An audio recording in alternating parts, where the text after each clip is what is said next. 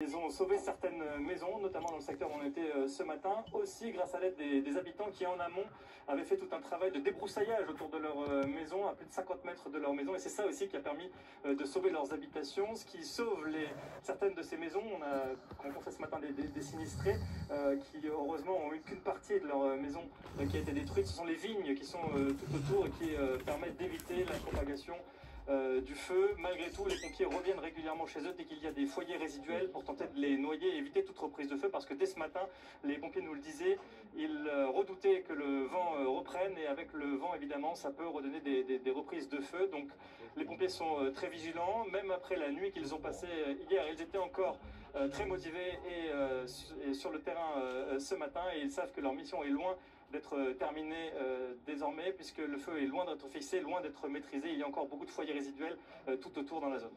Merci beaucoup Antoine Forestier sur des images de Baptiste Deveau depuis évidemment le terrain là où nos équipes sont mobilisées depuis maintenant plusieurs heures et qui le seront tout au long de la journée. On continue d'en parler avec vous. Lieutenant-colonel Frédéric Caro, vous êtes le porte-parole de la sécurité civile. Merci d'être sur ce plateau. Également en plateau, lieutenant-colonel Ludovic Pingano.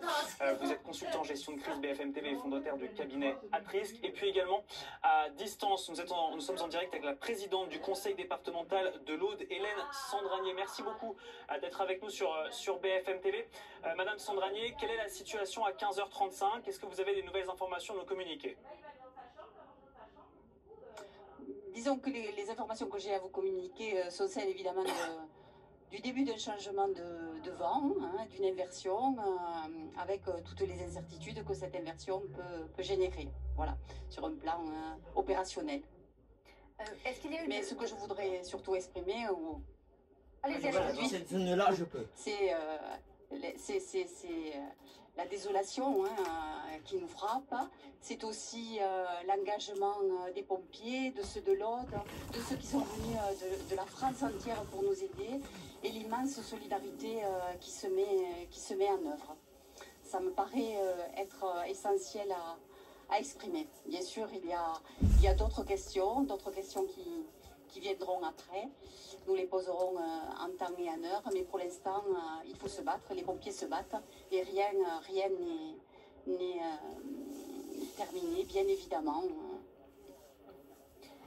Vous avez raison de saluer le travail colossal des pompiers. On rappelle d'ailleurs de bien respecter les consignes de sécurité communiquées par les sapeurs-pompiers. Est-ce qu'il y a, au niveau des communes qui sont touchées, une quinzaine de communes qui ont été touchées, est-ce qu'il y a eu des ordres d'évacuation, des mesures de confinement qui ont été prises? Supplémentaire, non. Aujourd'hui, les évacuations, elles concernent, vous le savez, cette nuit, un village Jonquière. Les habitants sont abrités à Talleyrand. Pour l'instant, nous en sommes là. Et il faut remercier, je le disais, tous les maires qui s'impliquent, ceux qui sont touchés, ceux qui sont moins touchés, et qui ouvrent leur foyer, et qui apportent à manger, et qui permettent de dormir et de se reposer. Et de prendre une petite halte dans ce tourbillon et dans ce tumulte auquel les citoyens au doigt sont confrontés. Hélène Sandranier, on nous a beaucoup parlé de ces élans de solidarité qu'il y a eu hier, qu'il y a eu aussi aujourd'hui. Est-ce que vous le constatez, vous, sur le terrain cet après-midi?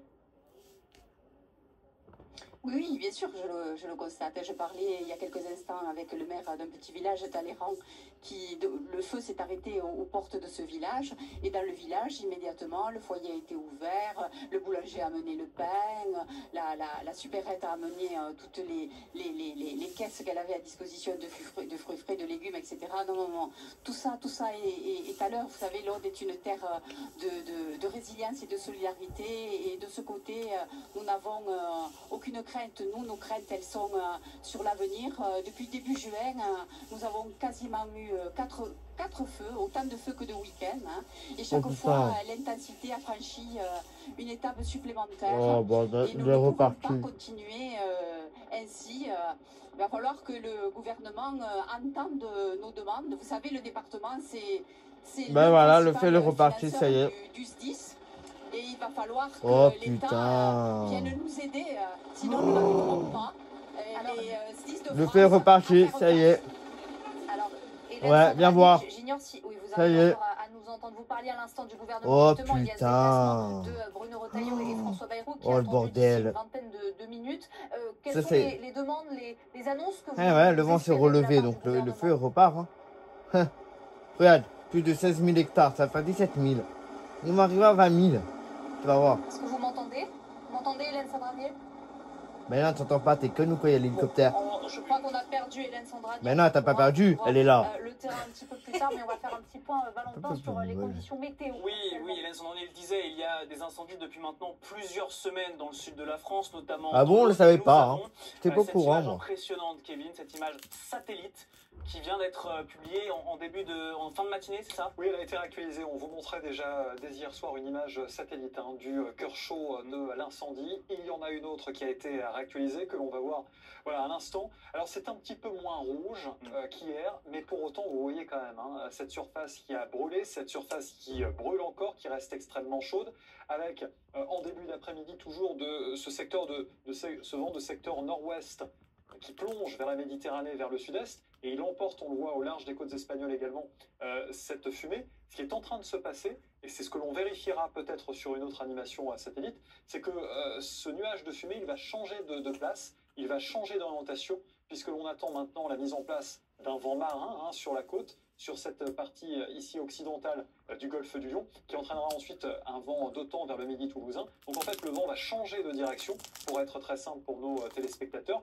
et va contraindre à revoir la stratégie pour les pompiers. Parce que si on s'attendait, et c'est ce que l'on a vérifié ces dernières heures, à voir l'incendie se propager vers le sud-est, ça a été le cas, et bien là, si l'incendie repart, s'il reste énergique, il pourrait remonter cette fois vers le nord-ouest, donc à l'opposé. Alors on a une question, si ce vent est en train de tourner, c'est-à-dire qu'il va le venir de la mer, oui. Est-ce que cela va apporter de l'humidité? Est-ce que ça peut être bien pour les pompiers, ça? Vous avez totalement raison, un vent marin, c'est un vent qui est chargé en humidité, et qui va donc limiter, si vous voulez, voilà, il va changer d'orientation, il va remonter voilà, du bassin méditerranéen en direction ici du midi toulousain, avec beaucoup plus d'humidité qu'un vent de terre. On voit bien le changement de vent là ici, qui est en train de partir Exactement. de là et qui va remonter ensuite. Voilà, c'est un petit minimum dépressionnaire là, qui nous a préoccupé ces derniers jours en raison voilà, de ce vent. Ça a propulsé du Mistral, ça a créé aussi de la tramontane. Là, tout ceci change, donc un vent marin, humide, qui est tout l'inverse d'un vent de terre sec et chaud.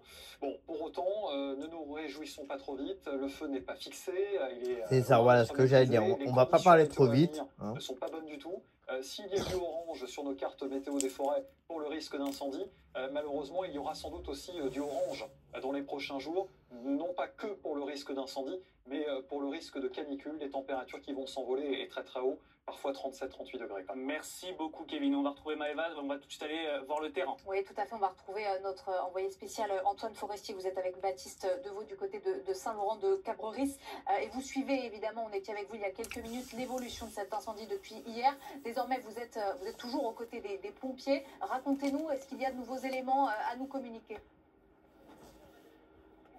Oui, aux côtés du lieutenant Robert Pousse, des pompiers des Bouches-du-Rhône. Merci de nous accorder quelques minutes. Quel est le point de situation que vous pouvez nous faire là où vous vous trouvez actuellement? Là, actuellement, on essaie de reconditionner en eau les véhicules. C'est la plus grosse difficulté sur le chantier. On a fait quelques attaques depuis ce matin, mais le reprovisionnement en eau, c'est compliqué. Le sous-préfet en parlait déjà hier. Qu'est-ce qui est difficile au niveau des... Au niveau des poteaux incendies, a priori, le réseau, on tire tellement dessus qu'il n'y a plus rien. Les châteaux d'eau se vident. Et après, trouver des points d'eau naturels dans le coin, c'est également difficile, quoi. Un problème de débit lorsque vous voulez... Oui, quand il y en a, oui. C'est vraiment un problème de débit. Regardez avec quoi on essaie d'alimenter un véhicule. Alors d'habitude, on alimente 4 dessus. Donc là, on a vraiment du mal. Vous êtes déjà intervenu sur le précédent incendie dans l'autre. Vous connaissez cette situation dans votre propre département ou vous découvrez... Ce genre de problème chez nous. Enfin, nous, on n'a pas connu ce genre de problème chez nous. Au niveau de la situation derrière vous, on voit... c'est déjà difficilement respirable. Ici, c'est le vent qui est... Après, je veux dire, le chantier est tellement étendu, je ne peux pas vous en dire plus, moi. Je peux vous dire juste là où je suis intervenu. Un mot sur la solidarité entre départements. Il y a beaucoup de départements autour qui ont été appelés. Oui, on est nombreux, effectivement. Bon, allez, on ne vous fait pas perdre plus de temps. Merci beaucoup. On vous laisse aller reconditionner les engins. Merci de nous avoir accordé quelques minutes et bon courage. C'est un sujet qui avait été abordé par le sous-préfet de Narbonne hier, l'approvisionnement en eau pour les pompiers. Il y a évidemment ces bornes incendie, mais ici vous voyez ces camions qui contiennent des milliers de litres d'eau pour aller sur le terrain et c'est donc difficile de les reconditionner, vous l'avez entendu à l'instant avec ces pompiers des Bouches-du-Rhône. Là ça y est, ils ont pu remplir les principaux camions. Ils vont aller au poste qui leur a été affecté. Ils sont comme ça regroupés par colonne sous les ordres du poste de commandement qui est à quelques centaines de mètres d'ici. Et ils vont pouvoir aller intervenir et tenter d'éteindre ce foyer assez important qui est un petit peu plus loin derrière nous et qui est désormais attisé par le vent. Antoine Forestier sur des images de Baptiste Deveau au plus près des pompiers, lieutenant-colonel Pingano. Ce que l'on voit aussi avec ces images d'Antoine Forestier et de Baptiste Deveau, c'est que ce sont des pompiers des Bouches-du-Rhône qui sont actuellement en train d'intervenir dans l'Aude. C'est la preuve que nous avons déployé un maximum de renforts pour aller lutter contre cet ogre d'incendie.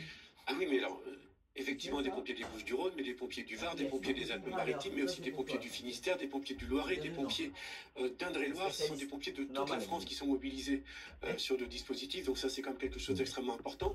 Et le colonel Haro pourrait le dire mieux quoi. Encore il y a quelques jours, on avait des pompiers roumains qui étaient sur la zone et qui auraient pu intervenir et qui sont partis juste avant le départ de ce feu. Donc c'est vraiment un dispositif extrêmement large qui est dimensionné. De toute façon, les sapeurs-pompiers de l'Aude n'auraient pas les moyens d'intervenir seuls sur ce type d'intervention. Il ne faut pas oublier que pendant qu'ils traitent cet incendie extrêmement important, eh bien, ils continuent à assurer les missions courantes.